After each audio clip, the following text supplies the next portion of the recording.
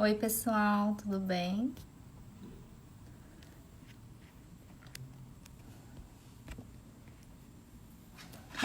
Esperar um pouquinho para começar. Esperando minha convidada.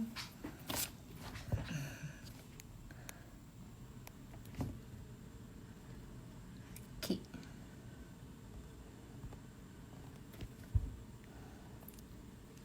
Peraí.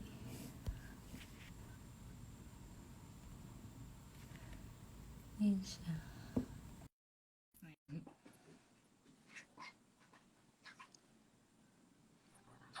Ai, Aí, minha convidada linda.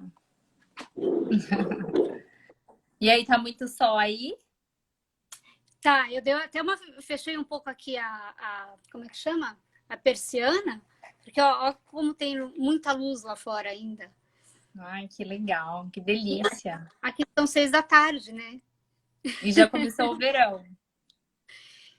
Olha, ainda é primavera, mas já tá quente. Eu tô imaginando como é que vai Sério? Imagina estar. quando começar mesmo. Pois é, preciso me preparar aqui para aguentar o calorzão. Ai, que delícia. Lígia, eu queria te agradecer pelo convite. Nós nos conhecemos há pouco tempo, mas eu já te acho assim uma pessoa, posso chamar de minha amiga já, porque foram poucas conversas e eu já te considero como minha amiga. Muito obrigada por estar aqui hoje. Eu acho que esse bate-papo vai ser muito legal, porque as dúvidas que você tem são de muitas mulheres, né? Que estão, às vezes, passando pela mesma situação que a sua, e às vezes não conseguem e não buscam também, né? Se informar, saber melhor o que é, como acontece, enfim. Que foi ao contrário de você. Você busca sempre estar sabendo, né, por onde ir, que caminho seguir. Eu queria que você se Mas demorei, apresentasse. eu acho que eu demorei para começar a procurar. Você demorou? Saber mais. Eu queria que você se apresentasse, falasse um pouquinho da sua história, só para as pessoas te conhecerem. Enquanto isso, vão as pessoas entrando aqui no nosso bate-papo. Não posso ler. Fica calma. Bom, bom, sou Lígia, eu tenho 42 anos e meio. Meu marido tem 43, né?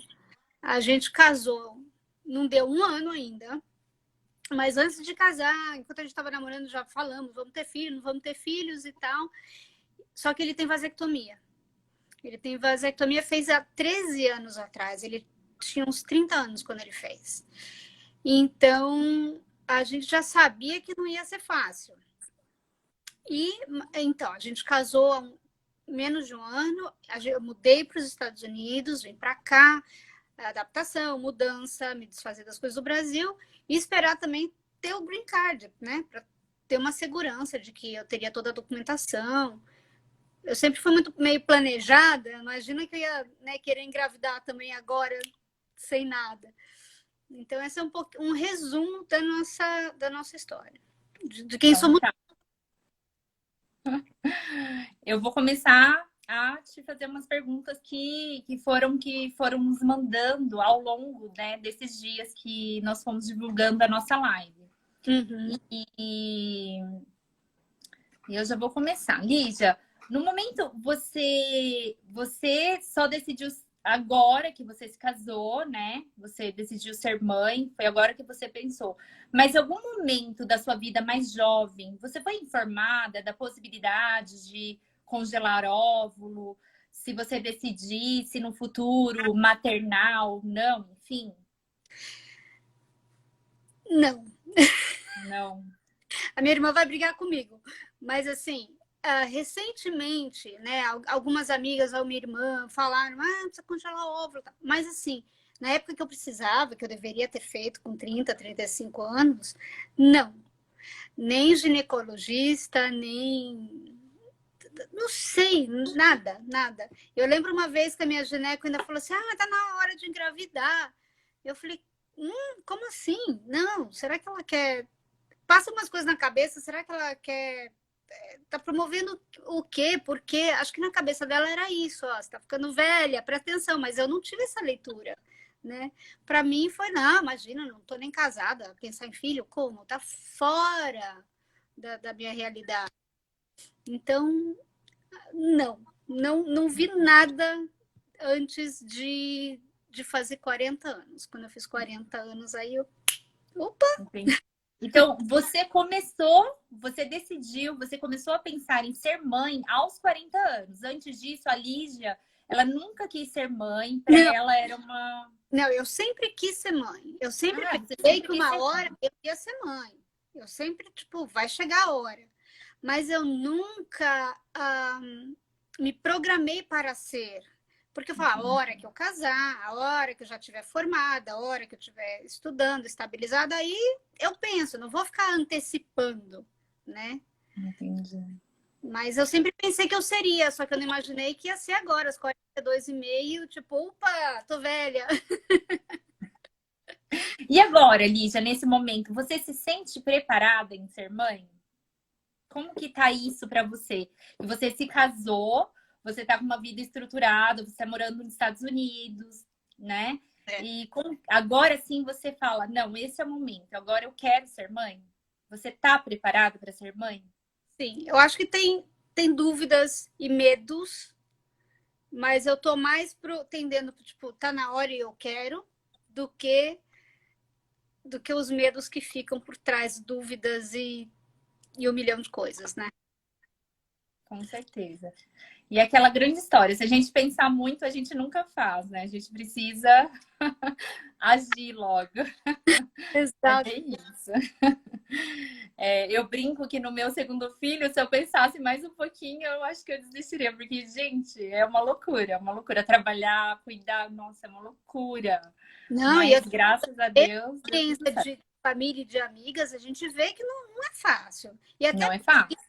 até por isso eu nunca pensei em sem estar casada. Porque eu sei, marido não é garantia de nada, eu sei. Não é. Mas ajuda, né? Só Ajuda. O meu ajuda bastante. Faz o papel de pai, né? é legal, que bom. É isso mesmo. Como que você tem se preparado nessa quarentena? Você tem se alimentado bem? Você tem feito atividade física? Você tem Ah, feito alguma coisa para te ajudar nessa quarentena? e bem lembrado, ali nessa minha história toda aí, né, de recém-casada, idade avançada, marido vasectomizado, ainda tem a quarentena no meio, tipo, e agora? Tem que esperar. Bom, Então, eu tenho tentado comer direito, fazer o que tem que fazer, mas ao mesmo tempo eu não sei tudo que tem que fazer. A minha esperança de eu ter mais chances de engravidar e dar certo é que a minha vida inteira eu não bebi e não fumei. E tentei comer direito, né? Não sei se isso pode ajudar de fato ou não, mas nessa quarentena eu estou tentando manter a alimentação saudável, praticar exercício dentro do possível. Vamos ver. então, eu acho que esse é o caminho certo. Tem uma pergunta aqui. Quais são as expectativas em relação ao seu tratamento? De que dê certo. A minha expectativa é assim, eu sei que pode ser que não dê certo, que pode ser que eu não engravide, porque a gente sabe que acho que é 50-50 de conseguir ou não, né? Mas eu quero tentar. Eu quero ver se é possível, eu quero ver se a gente consegue fazer um filhote. É isso, né? Então tá, depois eu continuo fazendo algumas perguntinhas aqui, eu vou deixar mais para o final. Aí agora eu queria que você fizesse as perguntinhas que foram mandadas ao decorrer do tempo, e tem algumas que outras pessoas mandaram, agora você pode ir fazendo para mim, que são dúvidas suas também, né, Lígia? É. A minha dúvida, assim, primeira logo de cara, nunca tentei engravidar. E Deu uma travadinha. Peraí, cortou? cortou. Peraí.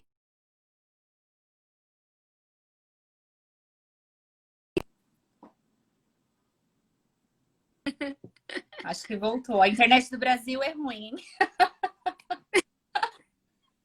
Meu Deus. É, mas, Você já sabe, né, Lígia?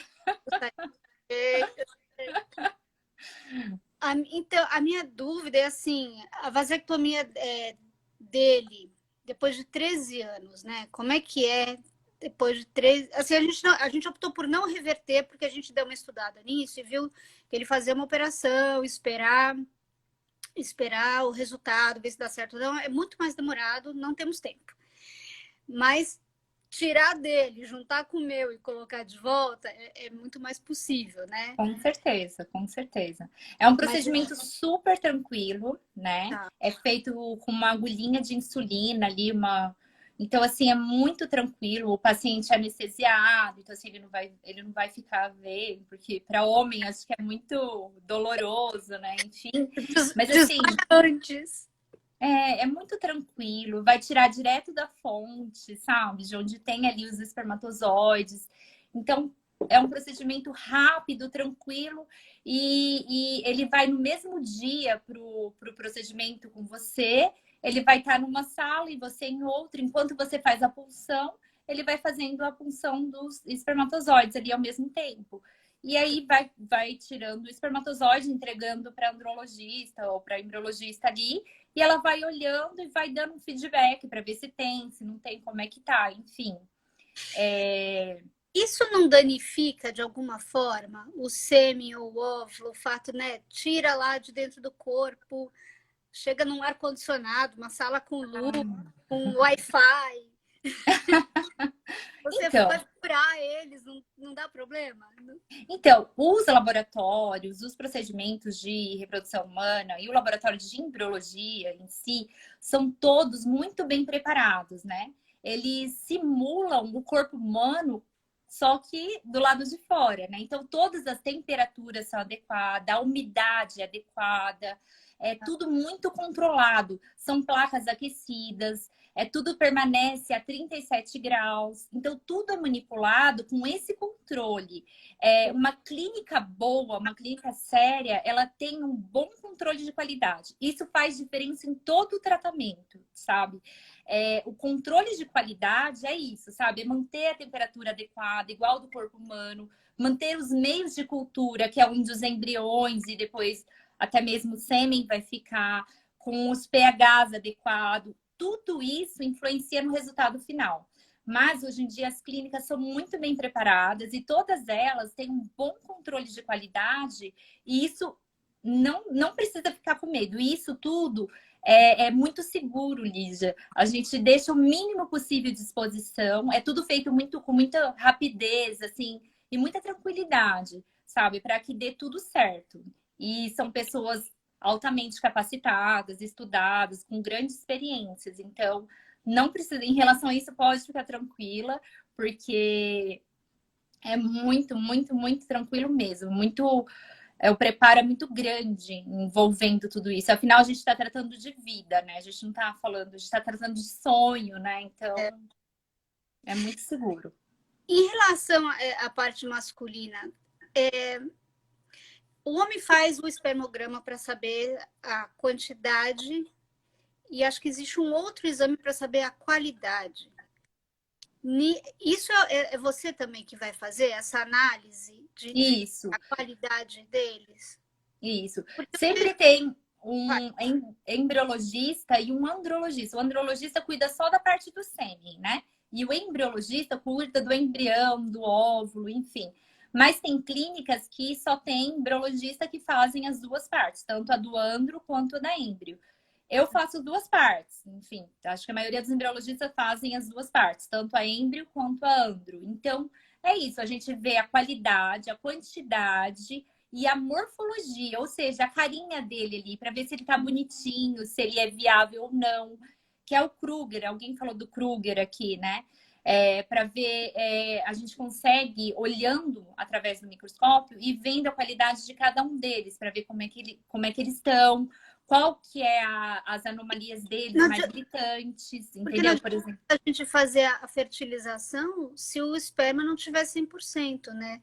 E eu vejo, assim, dois casos que eu conheço, um casal de amigos, eles chegaram a fazer a FIV e o esperma não estava bom. Então, eles perderam tempo e dinheiro e a parte emocional toda, sendo que o esperma não foi analisado.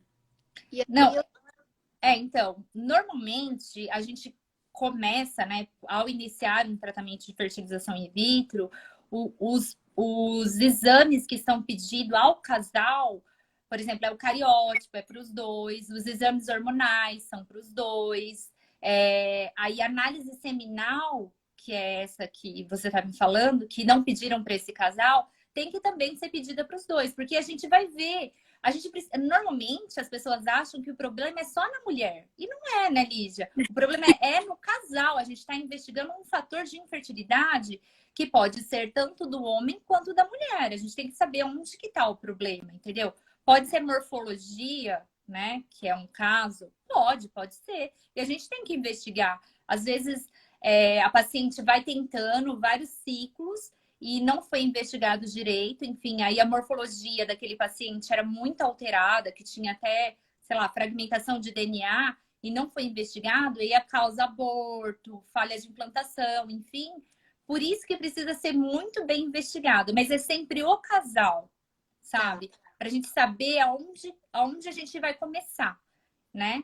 Mas começa pelo casal. A gente investiga tanto o homem quanto a mulher. É o casal que precisa ser investigado para a gente dar os primeiros passos. Entendi. Porque daí depois ainda tem uma outra investigação que é a parte de investigar o embrião também, né? Ah, tem também. Depois do embrião formado, a gente pode também fazer uma análise genética do embrião. E o que dá para analisar disso daí? É, ou escolher ou não? Porque, assim, claro que eu não quero ficar. A ideia é engravidar, né? Não vou falar assim, ah, não, se não tiver olho azul, não quero. Não é essa a ideia. Mas saber se é saudável, porque às vezes, se de repente a formação não ficou boa, não adianta fazer a fertilização, porque vai gerar, na minha cabeça, né, um aborto espontâneo. Isso mesmo. Então, existe algum. A gente faz um exame que ele analisa os cromossomos, né? Desse embrião, que daí já é do casal mesmo, né? E esse exame, ele não mostra a cor do olho, ele não mostra o QI, ele não mostra a altura, Eu queria um filho alto. né? Ele mostra, na verdade,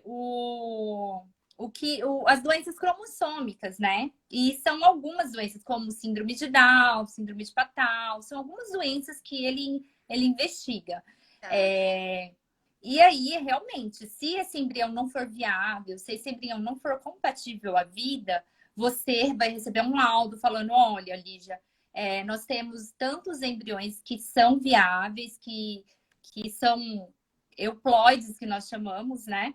E tantos embriões aneuploides, que são os inviáveis. E a gente vai. Aí cabe a você. Nesse laudo sai o sexo, porque ele é um laudo, porque existem algumas doenças que são ligadas ao sexo, mas nesse laudo sai o sexo, mas Tá. você também não pode escolher o sexo.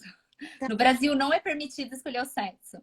E aí você vai fazer a transferência do embrião que for euploide, entendeu? Mas não é capaz de distinguir cor de olho, cabelo, enfim, não. Características ainda não, entendeu? Eu não Pode sabia falar. a diferença Brasil e Estados Unidos sobre escolher sexo ou não. Então, eu não sei como é que são as leis aí, mas aqui no Brasil não é permitido. Você vai acabar sabendo o sexo do bebê, porque nesse laudo sai, né, o sexo.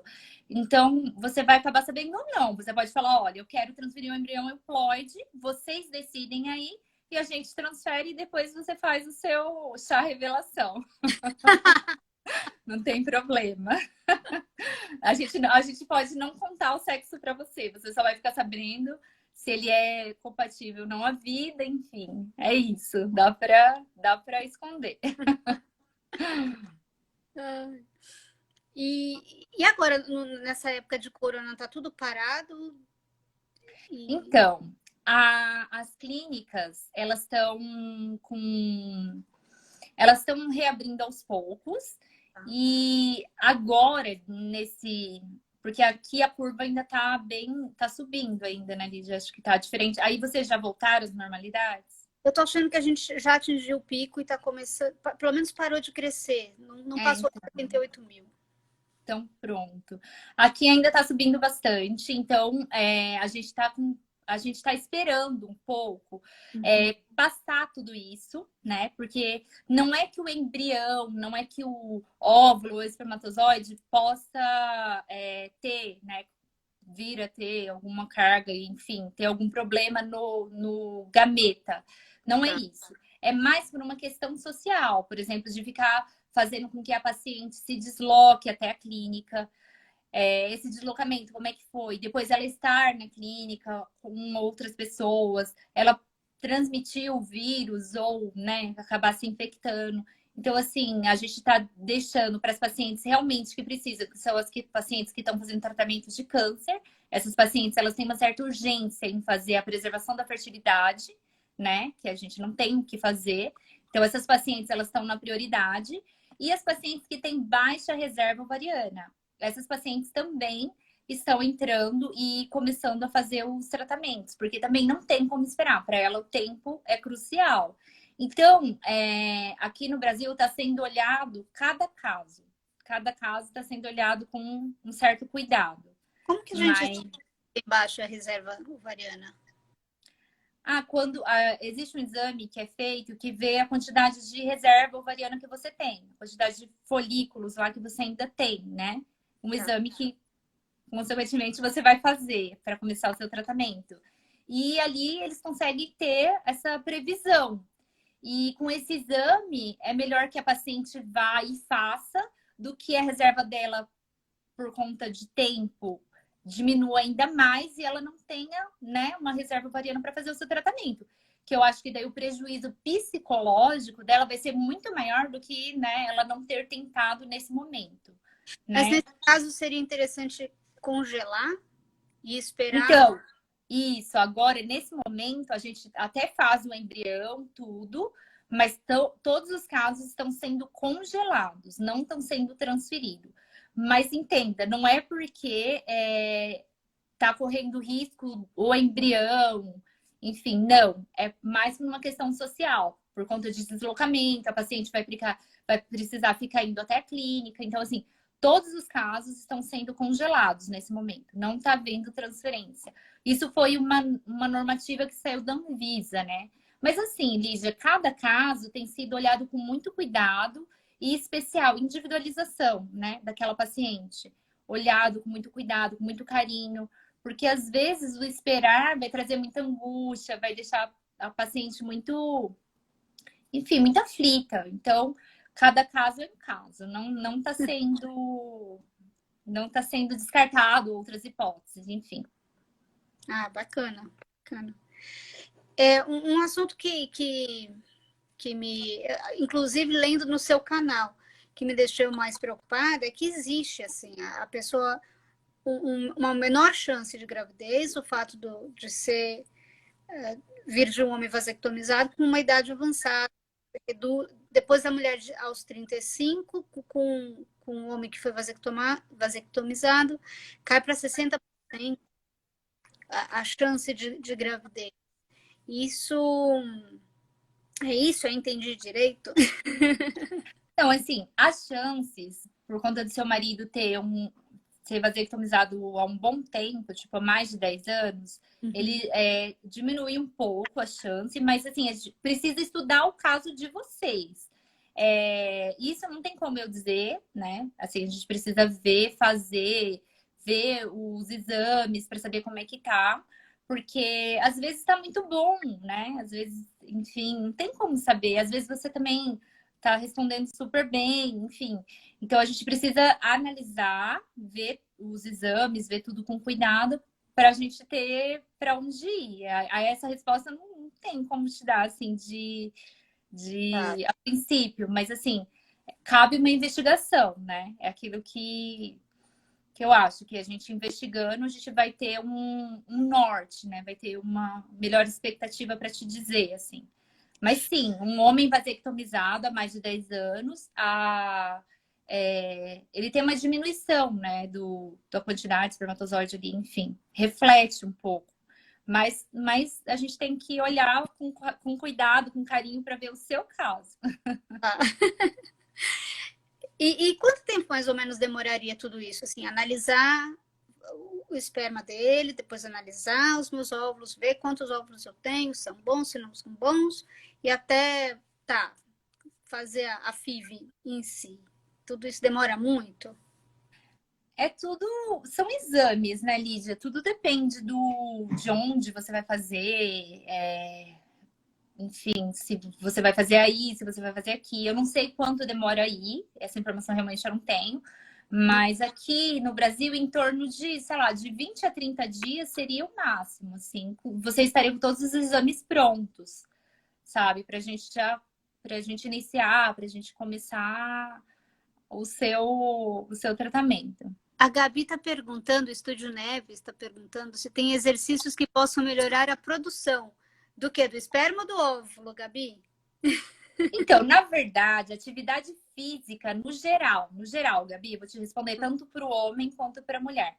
A atividade física, no geral, ela melhora o trato reprodutório em si, entendeu? Você comer alimentos mais antioxidantes, você se alimentar melhor, entendeu? Você praticar atividade física, existem estudos que mostram que você praticando atividade física, mulheres que estavam em tratamento de reprodução humana conseguiram engravidar em casa, sabe? Ou engravidaram mais rápido, enfim, ou tiveram uma melhora na qualidade dos óvulos e dos espermatozoides. Então, assim, a gente sabe que atividade física, com frequência, 3 vezes na semana, entendeu? Melhora, sim, essa qualidade, esse trato reprodutório feminino e masculino, tá? É uma pergunta para os dois. Tem outra pergunta aqui, deixa eu ver. Quanto tempo leva do processo? Eu já respondi. Tá, pode continuar. Eu fazer pergunta? É. Deixa eu ver, eu tenho uma lista aqui, assim, de Ó, tem curiosidades. uma pergunta para você aqui. Se você está tomando ácido fólico. Tô. Ah, Tô, já está preparada. mas deixa eu falar uma coisa, eu não sei nem se adianta, porque assim, se eu ainda tenho que esperar meu marido, ele tá tomando, eu não lembro o que direito, mas é como se fosse testosterona, alguma coisa que acelera a testosterona. Aí eu tenho que esperar ele, quem sabe, fazer esse exame, o espermograma. Então, estamos no corona, acho que vai demorar pelo menos mais uns 3 meses para acontecer alguma coisa de fato. Adianta eu estar tomando ácido fólico agora? Eu acho que essa pergunta precisaria ser realmente para o seu GO. Ele que precisaria te responder essa pergunta. Eu, como embriologista, não saberia te responder. Acho melhor a gente perguntar para ele. Na minha idade, né, que eu tenho 42, até fazer os, né, de repente vou ter já uns 43, não sei. Quantos embriões eu posso colocar? E quais são as chances de ter, sei lá, gêmeos, trigêmeos, quíntuplo gêmeos? Então, você com 40, acima dos 40 anos de idade, você pode colocar até 4 embriões, tá? É o máximo de embriões que nós podemos colocar numa paciente, isso segundo aqui as normas aqui do Brasil. As chances de vir gêmeos, o que a gente faz? Hoje em dia, aqui nos laboratórios de reprodução humana, nós fazemos esse teste genético, né? Que é para a gente avaliar esses embriões com cuidado para transferir sempre o melhor embrião e a melhor qualidade e diminuir as chances de gravidez gemelar, né? Por quê, Lígia? Porque a gente sabe que gravidez gemelar é bonitinho, né? Mas vem com algumas complicações associadas, né? Pode vir com restrição de crescimento fetal, pode vir com parto prematuro, pode vir com diabetes gestacional. Então, assim, tem que tomar. A gente toma muito cuidado para transferir apenas o melhor embrião. Então, assim, se eu chegar para você e falar, Lígia, nós temos, sei lá, 2 melhores embriões, eles são euploides, vamos transferir esses 2. Às vezes é melhor você transferir 2 e, sei lá, ter uma gravidez de gêmeos do que você transferir 4, engravidar de 4 e ter uma gravidez conturbada, entendeu? Porque a gente tem que pensar também na gestação, né, Lígia? A gente não pode pensar só naquele momento ali de você transferir. Vai que dá certo, né? Pode não dar nenhum, pode não engravidar de nenhum, mas você pode engravidar dos 4, entendeu? Então, aqui no Brasil, a maioria das clínicas toma esse cuidado, sabe? De transferir os melhores, fazendo esse teste genético, onde vai mostrar se ele é viável ou não, e tentando transferir os melhores e a menor quantidade possível para ocorrer a menor casos de gêmeos, porque gêmeos é um pouquinho... A gravidez é um pouco... Pode ser que seja tudo ótimo, mas pode ter algumas intercorrências, né? Então, a gente vontade é assim, põe tudo, põe os 4, põe 8 para ver se fica um, entendeu? Mas já pensou? Te perguntaram aí, 4? Já pensou, Lígia? Meu Deus. Eu não quero nem pensar. Eu sou pequena, bem pequena, eu sou mignon, sabe? Então, uma gravidez acho que vai ficar uma super barriga. Gêmeos vai ficar 4, não é isso mesmo. Meu Deus. A gente precisa tomar esse cuidado, sabe? A gente precisa olhar também com esse... Tem que avisar a paciente. Se você falar para mim, não, eu quero, tá bom. A gente coloca. Mas você foi avisada, você vai assinar um termo das responsabilidades, né? Porque é sério. A Mirella Agapito tá perguntando aqui, ó, se a decisão é feita pelo profissional ou pelo cliente. É isso. Ela tem direito a 4, né? É o máximo que o Brasil pode... Mas o profissional pode vetar, pode falar... Não. Se você falar, você vai assinar um termo, né? É meu, é seu. Eu só tô cuidando daquele momento ali, só tô te ajudando. Então, assim, se você falar, não, é meu, eu quero, tá bom. A Suzy aqui é de gênero, está falando no máximo 2. Viu? Ó a voz da experiência aí. Então, é isso, sabe? A gente vai te passar esse cuidado, né? A gente vai te falar, olha, Lídia, pode acontecer isso, isso e isso. Mas se você falar, eu quero, você vai assinar um termo falando, né, das suas responsabilidades, falando que você foi avisada de tudo isso e ponto. É isso, Lídia. Você pode, sim, pedir os seus quantos embriões você quiser. Você assinando um termo, se responsabilizando. Tudo bem. Posso perguntar mais? Claro! O nosso estresse, a nossa preocupação, o nosso emocional afeta, assim, normalmente a qualidade do óvulo e quando a gente vai fazer a FIV, que a gente tem que tomar um monte de injeção durante um período para ovular muito, também afeta a parte emocional, a qualidade, se esses óvulos vão ser bons ou não. Até uma prima falou da síndrome do folículo vazio, eu não... Peraí, são perguntas diferentes, peraí. Peraí, deixa eu responder a primeira pergunta. Se o estresse afeta a parte de ovulação, enfim. Então, tudo que a gente é muito emocional, né? Enfim, tanto... A mulher é mais que o homem, mas o homem, quando ele entra nessa situação, né? Porque, querendo ou não, quando você... a gente tem um fator de infertilidade. É um fator de estresse, né? E a gente sabe que o estresse, ele causa, né? Tipo, acaba afetando a nossa parte hormonal, né? E E aí acaba afetando consequentemente a ovulação, o seu ciclo desregula, né?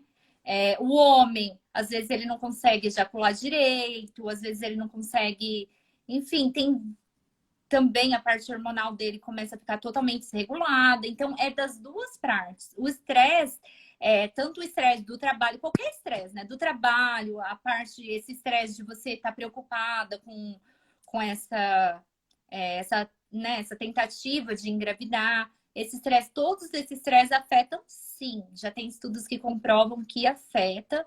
Então, assim, a sugestão que eu dou é tenta se tranquilizar, tenta desviar a atenção. Por exemplo, você me disse que você gosta muito de fazer atividade física, que você sempre fez esportes, enfim. Então, assim, procura extravasar, procurar outras, sabe, outras formas de tirar. E em relação ao trabalho, em relação a outras coisas também. O estresse afeta diretamente a qualidade, a quantidade, tanto do óvulo, tanto da ovulação, quanto da quantidade, da qualidade do espermatozoide. Então a gente precisa se preocupar sim, se estressar menos, tentar levar as coisas de uma forma mais tranquila. Eu acho que as pacientes agora, nesse momento, que estão vivenciando essa parte do Covid, né, vem sendo muito difícil. Mas eu acho que tudo tem um porquê na nossa vida, né, Lídia? Talvez esse momento seja um momento para nossa reflexão, para a gente buscar, sei lá, sabendo que a atividade física melhora, né, a parte reprodutória no todo, por que não, né? Tentar focar nisso, na alimentação, procurar se alimentar. A gente tá ficando muito em casa, comendo muita bobeira, bebendo muito. Então, assim, procurar beber menos, comer melhor, né? Enfim, eu entendo que é um momento difícil, né? Mas talvez seja um momento para a gente, né, se preparar de uma outra forma. Eu acho que isso tudo que nós estamos passando nada mais é do que ensinamento. Vai ficar para a vida toda, sabe?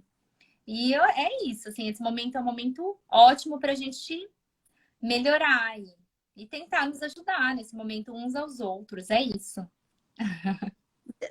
Então, alimentação, esporte, relaxar, Procurar, beber, né? fumar, tudo isso faz parte. Tudo isso faz parte e ajuda muito, muito mesmo. Muito na melhora, muito na qualidade. E pode fazer diferença sim no seu tratamento. Legal. Aí você tinha feito outra pergunta em seguida, antes de fazer a do. Essa questão de ovula ou não ovula, se tem oscilação de qualidade. Mas isso mesmo. Tipo, é tudo uma questão hormonal, né? Então você acaba. O estresse acaba desregulando tudo, né? E aí você acaba ficando totalmente desregulada por conta de apenas o estresse. O estresse pode desencadear, sim, tudo isso. É isso. Agora, você fez a pergunta da síndrome do folículo vazio, né?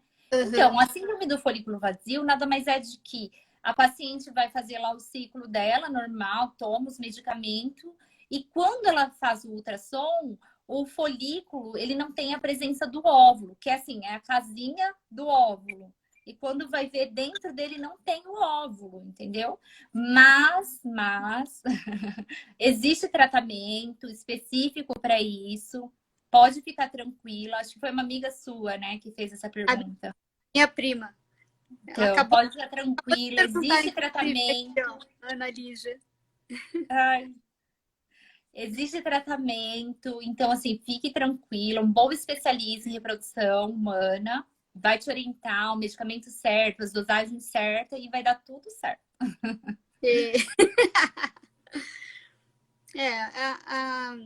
A gente vê que tem muita tecnologia, a gente vê, né, você que é a parte que junta, né, os bichinhos, tem tanto cuidado, tanto preparo, tanta coisa. Acho que o que dá mais a agonia mesmo, esse medo, né, porque eu ainda nem comecei de fato, né, e já passa 1 milhão de coisas na cabeça, mas tem tanta tecnologia que a gente vê que tem tudo para dar certo. Pode. Ó, ela perguntou se dá para detectar pelo ultrassom. Não, não dá para detectar pelo ultrassom. No ultrassom, a gente vai ver o folículo, que é que é lá a bolinha, que você deve ter, assim, você vê lá a imagem, tá? Mas aí, na hora da punção, a gente só consegue saber se você tem essa síndrome ou não na hora da punção. E daí, quando faz a punção, o folículo tá vazio, não tem óvulo. Não dá para detectar no ultrassom, tá bom? Não dá. Tá. Mas aí logo após a gente vê, e aí a gente vai perceber que você tem essa síndrome e vai te orientar ao tratamento correto. Fique tranquila que tem um tratamento correto para você. O Ó, importante. tem uma A minha pergunta aqui. prima, Carol. Li, vai partir já para fertilização ou vai tentar naturalmente primeiro? Já tem que ser fertilização, Carol, porque o meu marido, o Kurt, ele tem vasectomia. Então, tira dele, tira de mim. A Priscila põe tudo junto. Juntos os dois e tá tudo certo. Dá tudo certo no final, isso que importa. Ai, e chances? Eu sei que as chances vão diminuindo conforme o tempo vai passando. Colocando, né? Não sei, não colocaria os 4, colocaria 2. Se eu tiver 2, né? De repente só um. As chances dessa gravidez ir para frente, existe uma estatística ou varia de corpo para corpo? Eu nunca tentei engravidar, eu não tenho noção se eu engravidar. Então, se der certo, se implantar, se você realmente a gravidez fluir, isso varia muito de pessoa para pessoa. Isso não tem como eu te dizer também. Não dá para Eu fazer acho um pré-teste antes, assim? não, Pra engravidar com uma coisa falsa só para ver se engravidaria? não. Não, existem alguns testes que são testes de receptividade endometrial, que a gente faz para ver quando o seu endométrio é mais receptivo. Mas é mais em relação ao embrião, né? Grudar ali no seu endométrio, do que a própria gestação em si. Mas cada gestação ela é única. Tanto é que, por exemplo, a minha gestação do meu filho mais velho foi totalmente diferente da gestação do meu filho mais novo. Então, assim, não tem como prever. São únicas, são coisas únicas, né? Cada caso é um caso, acho que cada feto ali dentro de você é totalmente diferente. Isso não tem como prever, Lídia. Tá. Mas é tranquila, é tranquila. Ai, o que mais que eu posso perguntar? Fazendo, a partir do momento que a gente fez a junção do esperma com o embrião, Óvulo. com o óvulo, a gente tem que congelar ele primeiro para depois fazer teste. Já faz o teste, depois congela. Como que é essa análise do embrião? Ah, tá. Essa análise do embrião, ela é feita no 5º dia ou no 6º, até no 7º dia de desenvolvimento desse embrião. Então, esse embrião, né, tipo, fertilizou lá e ele ficou em cultivo. Aí ele fica no 1º dia, no 2º dia, até o 5º dia é feita essa análise genética, que é a biópsia embrionária, que eu vou tirar um pedacinho do trofo ectoderma, que é Ele não vai onde forma... ficar, Oi? ele não vai ficar sem o braço, já você tirou um Não, pedaço. não vai, tá. Então, eu vou tirar um pedacinho do trofo ectoderma dele, né? E para Tá. mandar para um laboratório de genética, que são nossos parceiros. Porque eu não sou geneticista, sou só embriologista. Então, eu só tiro esse pedacinho e mando para esse laboratório que ele vai fazer a investigação, né? Para ver se esse embrião é normal ou não. Essa biópsia, ela é feita com muito cuidado e não machuca o embrião. Tá tudo bem. Ela é invasiva porque eu tiro um pedacinho, mas assim, o embrião, ele é uma coisa tão mágica que ele tem esse poder de se regenerar, de se reestruturar e depois ele implanta, você engravida tudo naturalmente. Então fica tranquila também, que é um procedimento super tranquilo, é super recomendado, né? Para a maioria das pacientes é recomendado depois dos 35 anos de idade, depois dos 35, depois dos 37 para frente, ou quando você já tem alguma doença associada, um tipo, aborto de repetição, tá tendo algumas coisas, a gente indica também. E, enfim, é um exame muito fidedigno e que não causa nenhuma agressão ao seu embrião. Tá tudo bem. Legal, bom saber. A Gabi Neves está perguntando de preço. E a Ana está fazendo uma outra pergunta sobre reserva ovariana. Além do ultrassom, quais exames ajudam a investigar? Sobre Então, o existe. Ah, tá. Não. Então, na verdade, quando o seu médico já descobrir que você tem esse, ele vai fazer um tratamento específico para você, tá? Ele que é o seu médico de reprodução assistida, especialista, ele que vai fazer o tratamento específico para você. Então, fica tranquila que ele que vai te orientar em relação ao seu tratamento específico a essa síndrome, Tá. entendeu? No caso dela, no caso dela é o tratamento já, né? Já é o tratamento específico. Entendi. Tinha uma outra pergunta que você falou, Lígia. A Gabi está perguntando de preços. Quanto é que custa tudo isso? Então, gente, o preço, na verdade, ele varia muito de clínica para clínica, de médico que você escolher. Mas, assim, varia, sei lá, de 10 a 30 mil, enfim. De quantos ciclos você for fazer. O preço realmente é muito variável, sabe? Eu vou responder assim, mas de fato precisaria ver o seu caso, quantas tentativas, se os procedimentos que você vai fazer em relação a isso, uma biópsia embrionária, um congelamento, um descongelamento. Então, tudo isso vai agregando valores, né? Então, assim, vai variar. Oi? Dá para parcelar? Dá. Tem algumas clínicas que você consegue. Eles, com certeza, a clínica que você escolher vai te ajudar nisso. Mas varia um pouco. Os valores variam bastante. Pessoas adultas que foram bebês de FIV. Ah, tá. Então, na verdade. Ai, nem falou em pergunta, né? Pessoas. Eu acho que ela quis dizer assim: que pessoas que foram bebês de FIV, né? E, a pessoa que já está, né, já cresceu, já deu certo, Isso, já virou se tem alguma diferença das que foram concebidas naturalmente. Não, gente, diferença nenhuma. As crianças que são de FIV, elas são saudáveis, não tem diferença nenhuma. A gente apenas faz um auxílio para a parte que, né, que essas pessoas que têm problema de infertilidade. Mas assim, fique tranquila que as crianças não nascem com nenhuma anomalia, não, tá tudo bem.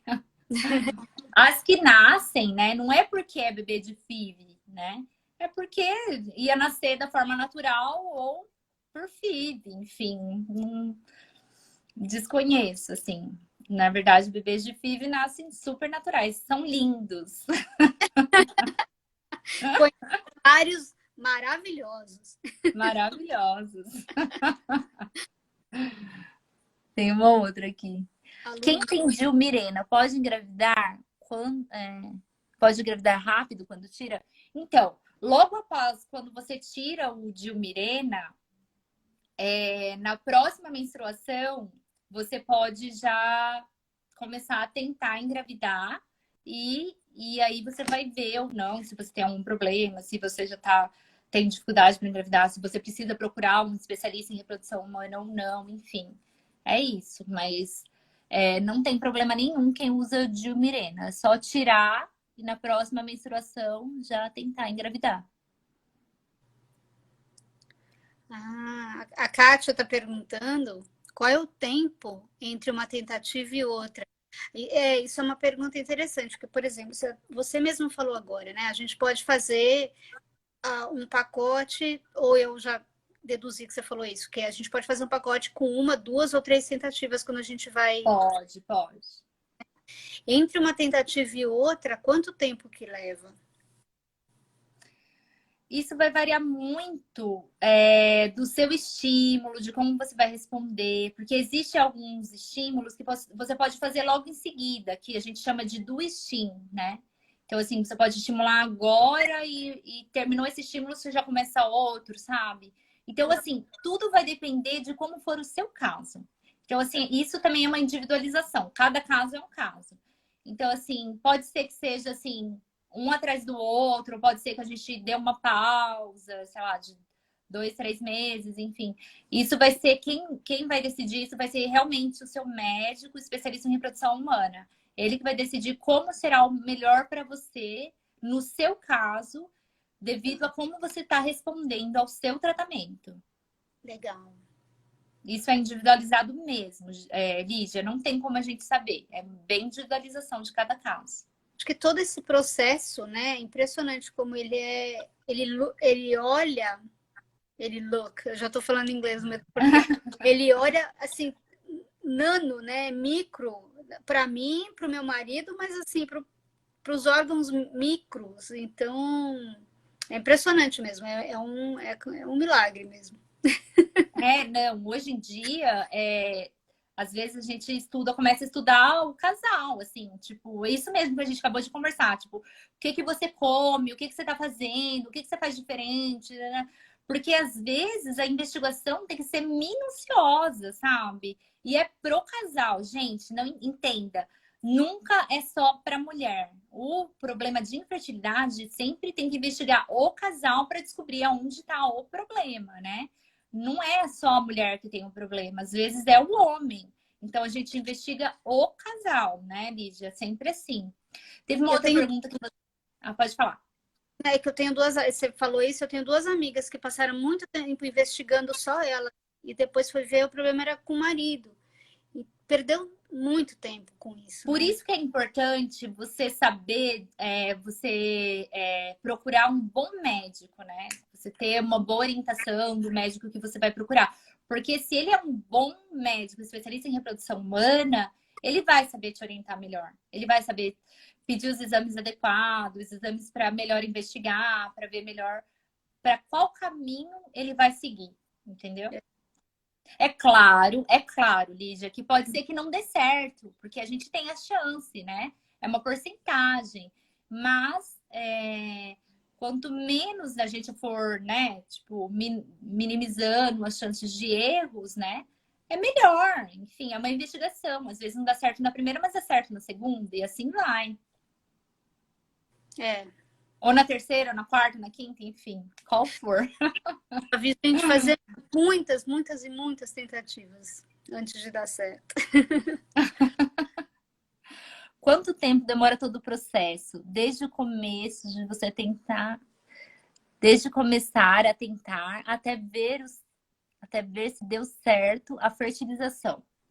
Saber que está realmente grávida. Assim, posso dizer que estou grávida. Acho que é isso para dizer, né, que é o final, o sucesso. Acho que do começo do tratamento até você transferir, engravidar, assim, vamos falar num ciclo normal, que a gente, né, correu tudo bem, a gente conseguiu transferir, sei lá, vamos colocar, não sei, acho que em 30 dias, até um pouco menos, eu acho, já consegue saber se deu tudo certo ou não. Tá?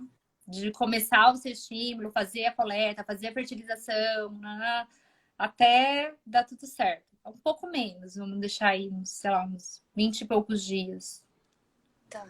Isso que você está falando, descartando depois que você fez a partir de exame, de tudo, já começou o tratamento. Na hora que você transferiu. Tá bom, o esperma tá bom, então tá. Então agora vamos unir. Tipo, já começou, aí vai, transferiu, aí até você fazer o beta lá. Tá. Tá bom? Nossa, tem umas perguntas aqui, deixa eu ver aqui. A Thaís Lanes é cunhada da minha irmã. Não. Prima da minha irmã. e ela tá falando que uma amiga engravidou na 7ª FIV. É super normal. É super normal. Por isso que não pode. Olha, só não consegue, Lígia, quem desiste. sabe? Assim, só não consegue quem desiste. Então, assim, o importante é não desistir. Gente, não desistam. Não desistam porque dá certo. De uma forma ou de outra, vai dar certo. O importante é não desistir.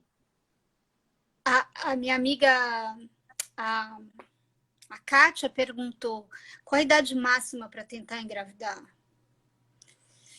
Então, aqui no Brasil, a idade máxima é 43, 44 anos. 44 anos, é. E...